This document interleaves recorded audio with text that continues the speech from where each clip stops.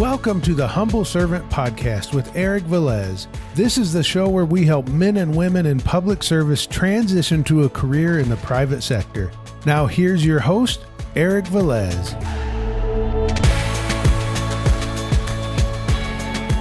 Hello, everybody. Welcome to another Spotlight edition of the Humble Servant Podcast. With me today, I have former Special Agent in charge of the FBI's Jacksonville Division and President of FCS Global Advisors, Jim Casey. Jim, how you doing?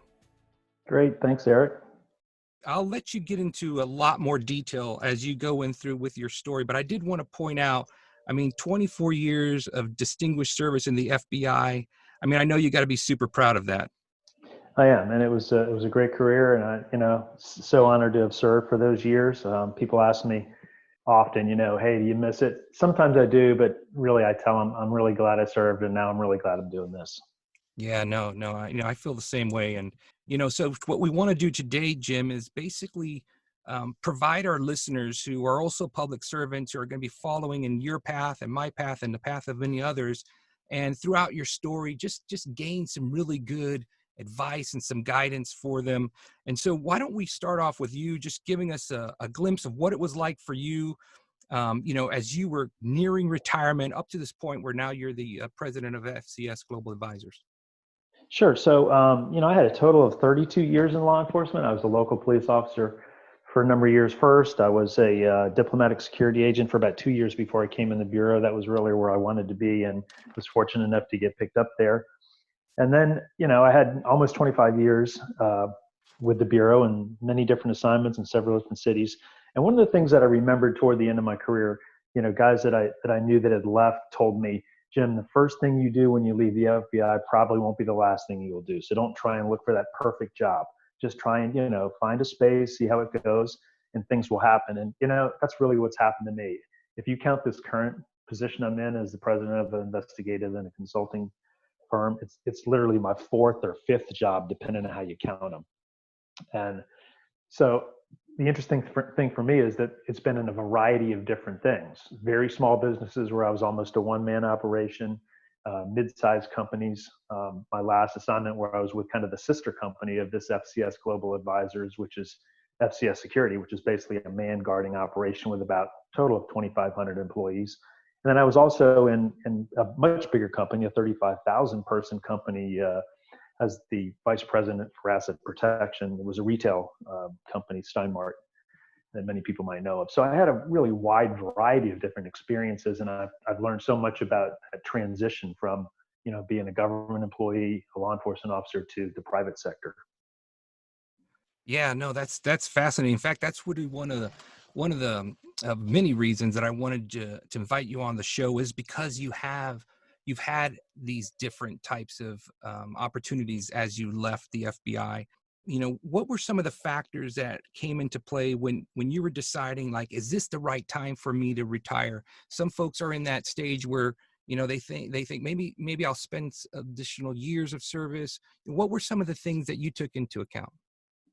So, you probably had a lot of the same advice there toward the end of your career that, agents and mentors of yours will say, you kind of know when it's time. And that's true. And I actually heard in a derogatory way where, somebody once said to me, if, somebody tells you they're thinking about retirement, they already have.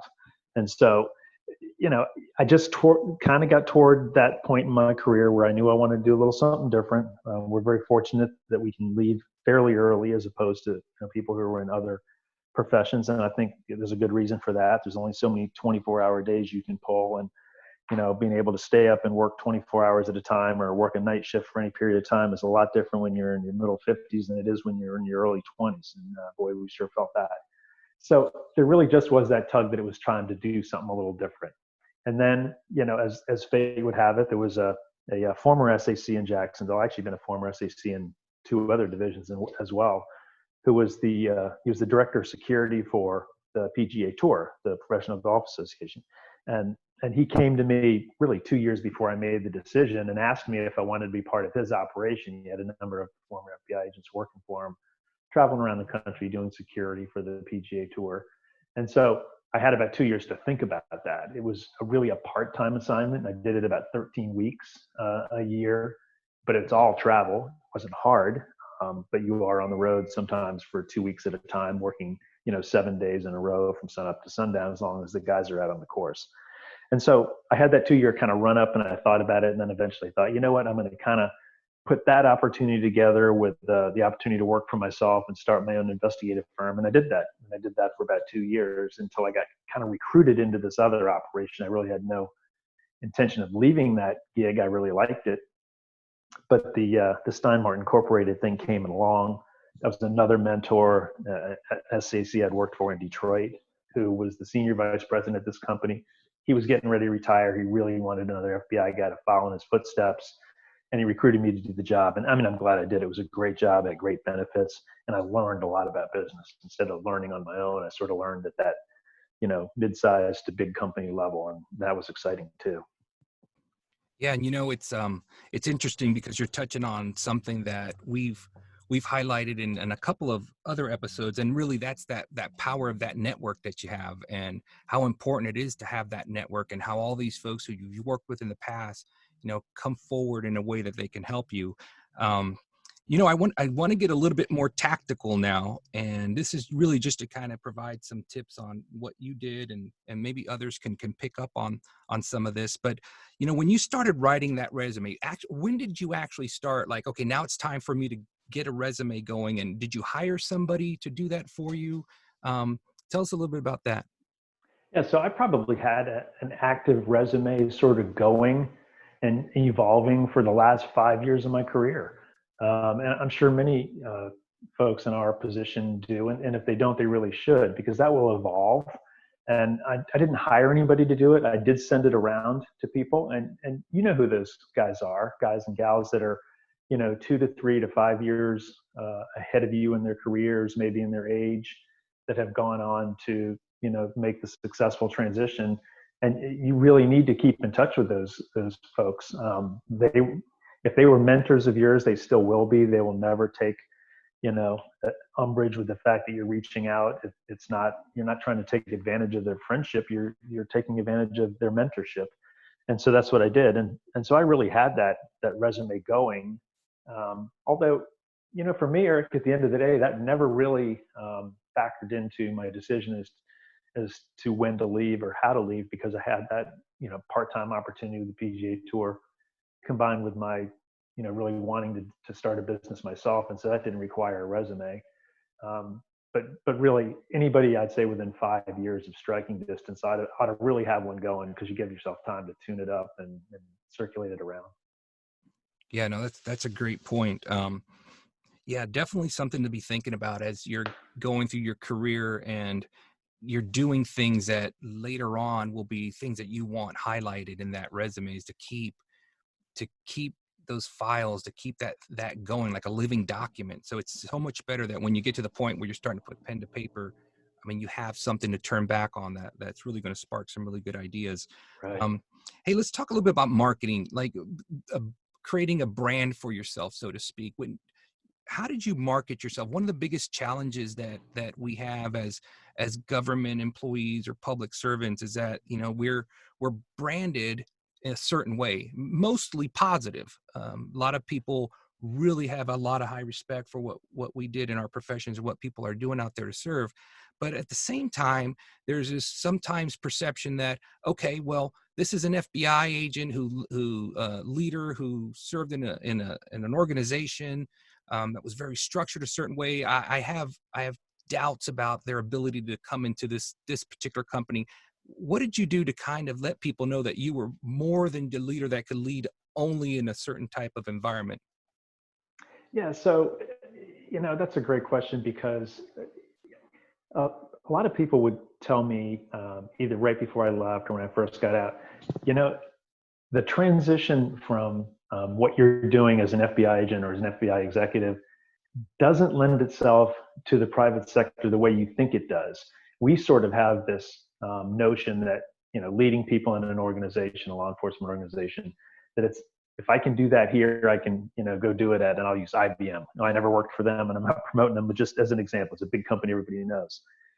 And you do have the leadership and the organizational structure and framework in your mind, and you know those things, but you don't overemphasize the business aspect of it and the part you don't know, and be willing to learn how that part of whatever organization you're transitioning into actually works, because there's a lot more to it. And not so much in my first gig, that 2 years that I worked for myself, because there really is not a lot of organization there. But then when I did go to a bigger company, Steinmart, and was involved in, having a budget and going to finance meetings and going to marketing meetings and participating in the sales process, and being literally, as the vice president of asset protection, part of my compensation was based on sales of the store. You say, well, I don't contribute to selling dresses and golf shirts, but you got to figure out a way to add value to the company so that they sell more dresses and golf shirts, so that your compensation is where you want it to be. So, it really is critical to embrace the business aspect of the business, and to learn as much about it as you can, and realize that you might have those leadership or organizational skills, but that's just a part of the puzzle. Yeah, no, that's so true. And it's you mentioned earlier that you had this network that was really helping a lot. Those folks that had just retired maybe 3 years ahead of you, that were able to provide so much help. But did you ever try to network in a way outside of these folks? Like, I don't know if LinkedIn was even around at the time when we both left, but was there other avenues that you tried to grow this network? LinkedIn was there. And in fact, it was a little bit controversial for bureau agents. I actually had, an agent who was a cyber agent, and this agent was really a really good cyber agent, but they were using my example of being on LinkedIn as a, maybe you better be careful of what you talk about online as a counterintelligence threat. Turned out it wasn't. And, this agent actually came to me and said, hey, I really shouldn't have said that in the speech that I gave and showed your picture on LinkedIn. But you can do that. I mean, and today everybody's on there. And I don't know that I consciously used it as a marketing effort. When I was getting ready to make that transition, I certainly do now. And in fact, in terms of marketing, what I'm doing now probably involves more marketing and more avenues of marketing than anything I ever did. Because you asked when I first, retired and had that small business, what did I do? I actually didn't do a lot. I sent out a couple letters to attorneys and businesses, actually probably about 100. Some emails, but I thought a letter was more professional and more likely to be opened. And so I literally went through, business directories and reached out to prominent attorneys, prominent money managers, real estate agents that dealt in high-end real estate. And I sent them like a professional letter and introducing myself. And it actually kind of worked. I started getting some clients. In fact, I remember really the first big case I had as a private investigator. An attorney called me and said, I didn't get a letter from you, but one of my associates down the street did, and he passed your name over to me, and I want to know if you can do this investigation. And it turned out I did. I was in Rotary. I got a really good investigation out of meeting an estate attorney in Rotary. Just having my name out there, because I had been the agent in charge of the office. I had done some, as most SACs do, you do some press conferences and some public speaking, things like that, so people knew who I was. At my next big assignment, when I was at Steinmart for several years, I was not involved in marketing myself, and I didn't look to market myself. I did help with marketing efforts of the company, obviously, but that's a lot different than marketing myself. The third job that I went to when I became the chief operations officer for FCS, the security company, the manned security operation, again, that was another contact. When I first got to Jacksonville in 2008, there was a retired NCIS agent who actually started that company in 2000, 20 years ago. And he built that company up himself from literally one Navy contract in 2000 to, over 2,500 employees today. And he reached out for me to do a speech at a local Chamber of Commerce meeting or a Rotary Club or something. Gave the speech, and him and I kept in contact. And it turned out that we'd grown up 3 miles from each other. We went to rival high schools. He had been a Falls Church police officer, and I had been a police officer in Arlington County, neighboring jurisdictions. And we literally kept in touch for 12 years before he came to me one day and said, hey, I really want you to come work for me. and help me with operations and take some of that organization and knowledge of SOPs and things like that and put that template over my growing organization. So again, just a contact that I had as really a friend for 12 years, no intention of really working for him. And then I ended up doing that for several years before we branched out. In fact, we're partners in this current business. We've kept the same first initials, FCS, the Global Advisors side of it. So. Yeah, no, I'm telling you, it's, everybody's journey is just slightly different, and you could pick up on so many things. I had heard about giving the speeches at the Chamber of Commerce and these types of things, and how later on those things can really kind of bear fruit, so to speak, as you make those relationships. Jim, I wanted to talk to you a little bit about a couple of things that everybody will probably, I shouldn't say everybody, go through, and this is interviewing, and then I want to talk to you a little bit about the compensation process. But focusing on Steinmart, what was that interview process like? I mean, what was it like for you? And are there any tips, maybe things that you did that you would do differently, or maybe some advice you can give on the interview process itself? So yeah, before Steinmart, before I actually left to take that private investigator and PGA tour job, I had actually gone on several rounds of interviews as well with companies, some of them big, some of them defense contractors. And so I did get some experience interviewing in jobs that either I didn't get because somebody else got them, or in probably, I don't know, 2/3 of the cases, even though I went and was successful, it just turned out not to be the right job for me. And I kind of knew it through the interview. And people will know that too. There's just that feeling you'll get that if this is right for you. The Steinmart thing was a little different because I'd been recruited by somebody, a former FBI agent who'd been there for 14 years.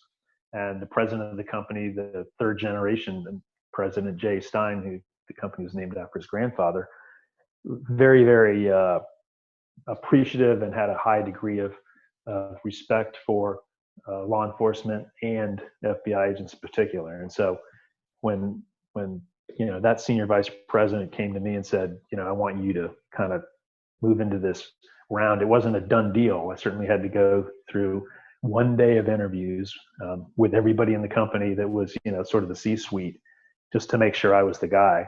They did interview other candidates, so it wasn't like it was a total done deal. But my best advice to anybody, and if they're getting ready to move out and do this, many of them have been through interviews internally, whether they're in the military, the police department, federal agent, firefighter. They've interviewed for promotion, and it's kind of the same. And my advice is be yourself, be honest. That's all you can do is just be who you are.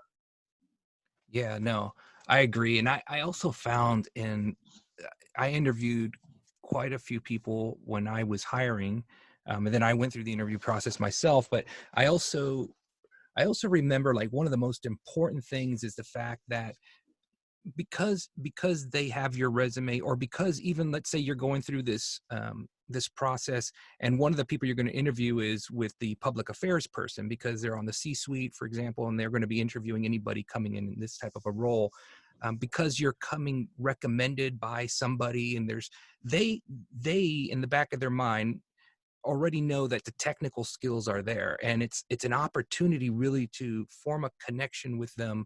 And it's just about being yourself and being somebody that they would really like to work with. And that's really good advice. Hey, if you're comfortable, Jim, another area that seems to be an area that I, at least people have come to me with a lot of questions, is around compensation. Sure. And Mm-hmm. This podcast is called The Humble Servant, really because these men and women are serving, and there's such a humility behind what they do. They do it not for money. They do it because they want to serve. And now they're going into a process in which, unlike it is in their public service careers, where everything seems to be structured. You do this, you move up to this point, you get this much money, you go. But in the corporate world, it's different. And you have to come into a point where you have to find a place. In my case, once they said, this is what we're going to pay you, I was like, what? And I just said, I'm in. And that was my level of compensation negotiation. And really, I've learned afterwards that there's value that you bring to the company. And you just have to be able to get to that right spot. What type of advice would you give, and what was it a bit like for you in this process? So my best advice is to the extent you can, sort of find out what that compensation looks like, even if it's a ballpark, and somebody can tell you, even if it's not somebody at that company, it's somebody you must know at a parallel company or does the same kind of sort of business. So just so you have a little bit of a figure in your head. I mean, if you're moving into a job that pays $75,000 or $100,000 a year, just know that, so that you're not wildly disappointed if they tell you that compensation is $25,000. I know it's kind of just making these numbers up as go along, but my point is, have that kind of range in your head so that you know what you're getting into and it doesn't kink the whole thing. You don't get your hopes set on a job that just was never going to work out.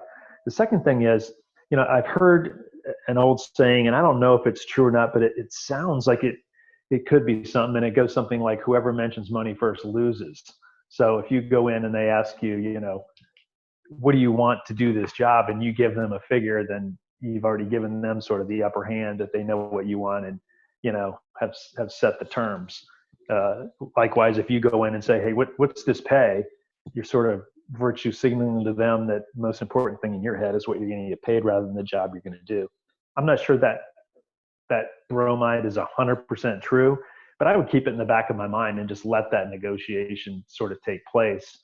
And I'd let the other person be the first one to mention a figure. Even if they ask you, what do you hope to get out of this? Say, well, what sort of compensation goes along with a job like this? And then if they give you something that just doesn't sound right, then you can push back. But then, sort of with that, I would not be afraid to, be honest and ask for what you want. Once they put something down, there's nothing that says you can't ask for a little more or another benefit or something like that. When I was at Steinmar, for example, the salary was very attractive, and I knew from my predecessor about what it was going to be. And in fact, he told me, here's what they're probably going to offer you. And it was right in that range. And he even, my predecessor called me back and said, what do you think? And I said, I think I'd like to have a car. And he said, well, I don't know that, they've done a lot with your health insurance and we've done this for you, but I can go ask. And I said, go ask. And the answer was no, but it doesn't cost anything to ask. And it certainly didn't change my decision. And, having a company car wasn't going to make or break my decision. So I'd say, have an idea what it looks like going in, let them make the first move, and then don't be afraid to ask for something that you think is, important to you. And even if it's not a deal breaker.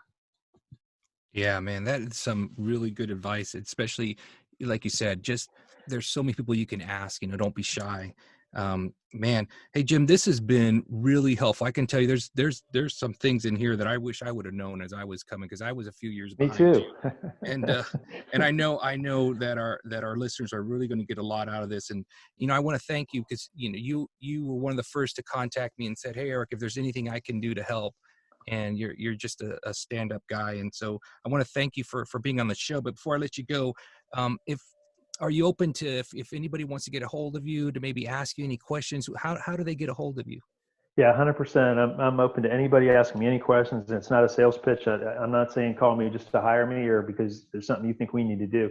If I can help anybody out there, a public servant who's making that transition, I invite them to call me and we'll chat for as long as it takes. And if they're in Jacksonville, we'll go get coffee if we're allowed to. But for sure, my email address, and I'll send this all to you, Eric, and maybe you can put it up, is jcasey, all one word, JCASEY at fcssecurity.us, FCS SECURITY.us. Or they can look at our website, which is www, of course, FCS Global Advisors.us. And all my contact information is there. Hey, man, thanks so much. That's awesome. And again, thank you for what you did to serve our nation. And I'm just so happy that you were able to join the show. And to all our listeners out there, thank you for what you do, for always being that person who wants to put others before yourself. Thank you for listening. And don't forget to go to the humbleservant.net website where you can hear all the other episodes. And Jim, you have a great day. And to all our listeners, be safe and take care. Thanks, Eric.